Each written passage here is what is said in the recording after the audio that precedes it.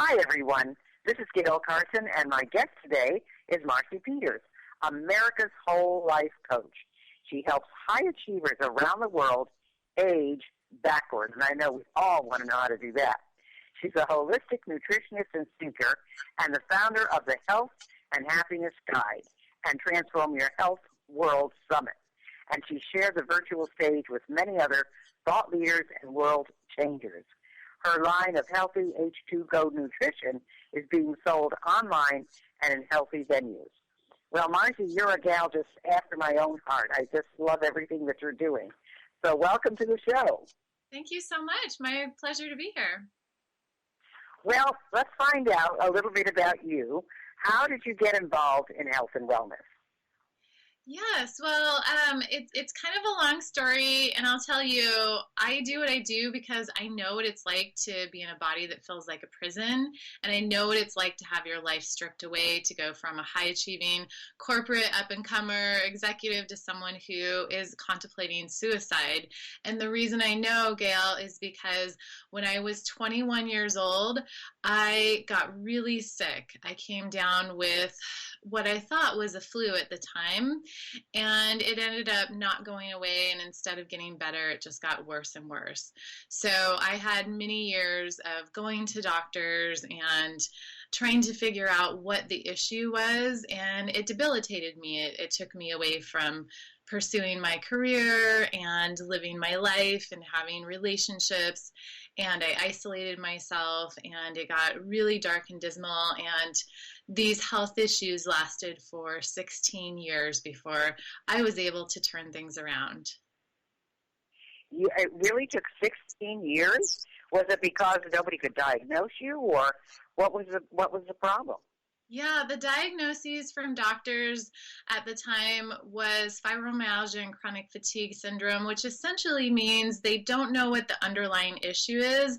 And so they give this name and this label, which makes you feel better at the time, because I felt like I was dying. I was in so much pain, and I thought, surely I must have something terminal. And so then to find out I didn't was a relief, but it actually did absolutely nothing in terms of treatment, because all they had for me were prescription drugs.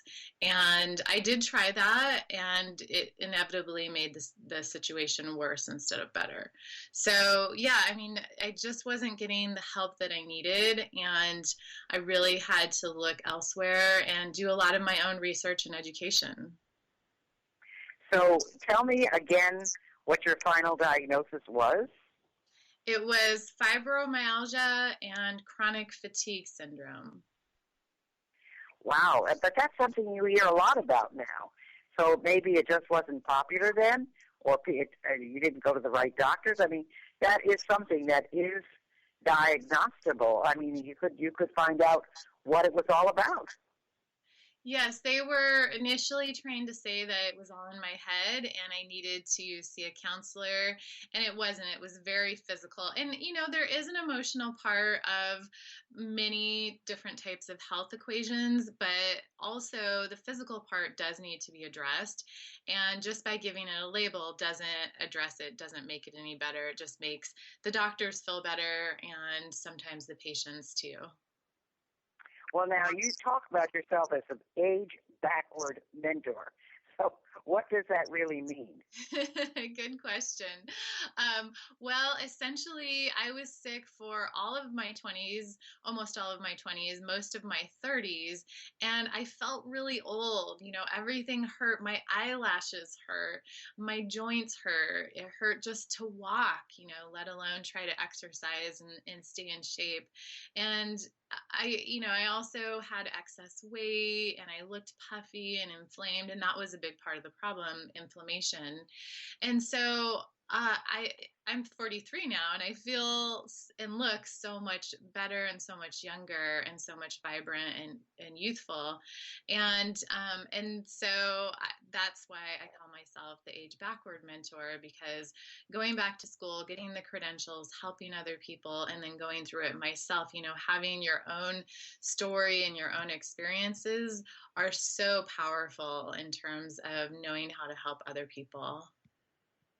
Well, now you talk about the happiness trap. And if there's anybody that is always talking about happiness, it's me. And I'm just wondering if you could explain what the happiness trap is. Yes, absolutely. So it's easy to say, I'll be happy when, and to make your happiness conditional on better health, losing weight, finding a partner, getting a promotion at work. I'll be happy when I go on vacation. I'll be happy when I find a new place to live. And so, whatever you're saying to yourself, it's a trap. Because if you're putting your happiness off instead of choosing to be happy now, then it's going to be harder not only to get these things, but you won't be happy. I like to reverse it and say, I'll be happy now. I'll choose happiness now. And then, as a result of being in that state and that vibration of happiness and joy and love, it's so much easier for the other things to come. It's so much easier to love yourself into losing weight, to find the mate that you want, to attract the prosperity and the promotions and the people and circumstances in your life that will allow you to become your biggest self. Well, it's true. I mean, people depend on external factors for their happiness. And I always say, and people always say, no, you can't. But it's true. I wake up with a smile on my face. I go to bed with a smile on my face. But it's how I live my life. And it's interesting because naturally you have all kinds of things that happen in your day. I mean, my life is not perfect. There's certainly something blocks along the way. But because of how you approach things, you're able to deal with them so much better. So what do you see as the catalyst to creating a life of your dreams? I see it really as stepping into personal responsibility and recognizing that life doesn't happen to you, it actually happens for you. Life actually brings you the exact things that allow you to learn and grow and evolve and become the person that you are meant to be. And so taking that personal responsibility is huge. And the reason I focus on that as the first step is because when I was sick for all of those 16 years, I actually wasn't in responsibility. I didn't realize I was being a victim. But in looking to doctors to fix me, someone to give me the magic pill, for something outside of myself to come along and save me is essentially what I was looking for. I was turning myself into a victim by not taking personal responsibility.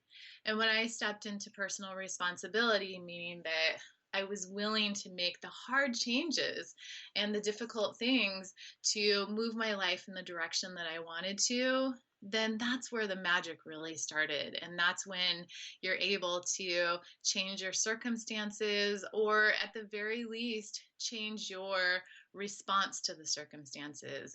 And that creates more happiness, more love, more joy, and allows you to access things that weren't accessible before. Well, that's wonderful because it's true. You don't.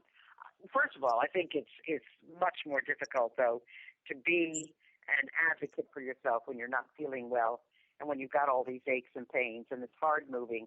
I mean, that's a toughie. But the fact that you still can, find out the answers for yourself and take control of your own body, your own life, your own mind, that's such an important thing. And I know that you have a process that you walk people through to how to get better, and you've also helped thousands improve their health, and you have these 7 simple steps to wellness. So tell us a little bit about those steps and how you take people through this process. Yeah, absolutely. There are 7 simple steps to wellness that I've discovered and that work really, really well. And each one could be its own topic and its own talk, but I'm going to go through and at least mention all of them. The first one, and it starts with the physical foundational pieces to health, and then it moves into the non-physical. But the first thing on the physical level is sleep. It's actually really, really crucial to have that restoration and that rejuvenation. And that means getting enough sleep. Now, most people in the US and around the world are walking around chronically sleep deprived. And this, of course, has a direct impact on your energy, your cognitive function, your memory, focus, focus and concentration, your moods, which affects your relationship, which affects your prosperity because it affects your performance in your career, at your job, and whatever you're trying to accomplish.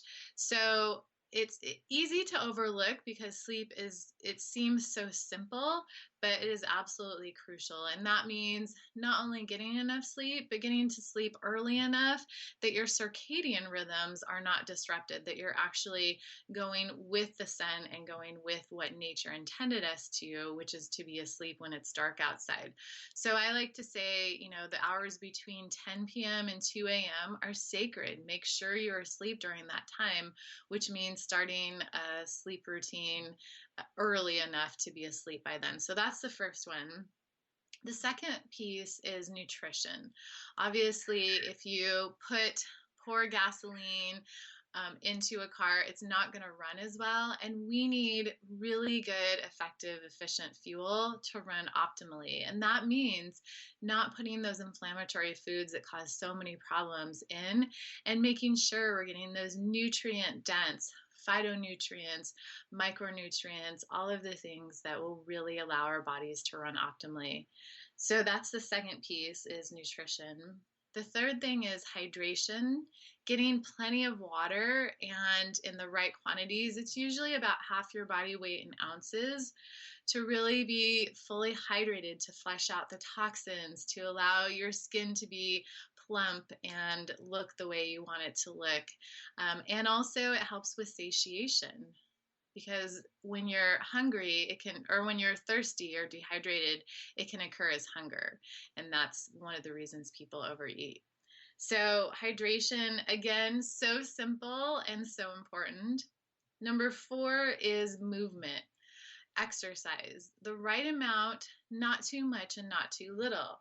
And a lot of high achievers are really exercising hard and creating a lot more stress and a lot more cortisol than is necessary, and that can cause them to hang on to extra weight. So you really want to find that balance to where you're challenging and pushing your body, because our bodies like that, but it's not a complete stress on the system. It's not putting you into fight or flight all the time. And so that's really crucial. And also recognizing that you can't exercise off lack of sleep. You can't exercise off a poor diet. You can't supplement on, it's just really important to know the place of exercise, which is supplemental to the first 3 foundational pieces that I talked about. Those really have to be in place, and then you add the exercise in. And then number 5 is really that mindset piece that allows you to work with stress in a way that excites you and allows you to see the possibility and opportunity, rather than, again, puts you in that fight or flight place. When you're in that stress response, you can't lose weight, you can't access your best cognitive ability, you can't heal. You really need to learn how to use your mind in a way that helps you deal with stress effectively. And that's really important. And I work with my clients a lot on mindset. And then number 6 is being in touch with your life purpose, or being open to those little nuggets, those little breadcrumbs that you see that can start to help you find out what your life purpose is, because a lot of people don't know what it is, and that's perfectly fine. And I didn't for a long time either. But being in that place where you can allow yourself the curiosity to follow your heart and to find it and to create a life that you love. And then the last piece is the social support, the network. Who do you surround yourself with? And are those people empowering you? And are they on the path too? Are they like-minded? And helping you achieve what you want, and you're helping each other. So having that social network, a group, and especially a mentor who will help keep you on track and get you back on track and be in your corner when you're ready. I always say that working with me is like hopping into a time machine. Instead of 16 years, it can really be a matter of weeks and months. Wow, that sounds fantastic. That's a lot to do, but I'll tell you something. Everything you've mentioned is really Marcie, how I live my life. I mean, I'm so happy that you're doing that for so many people. I mean, it's a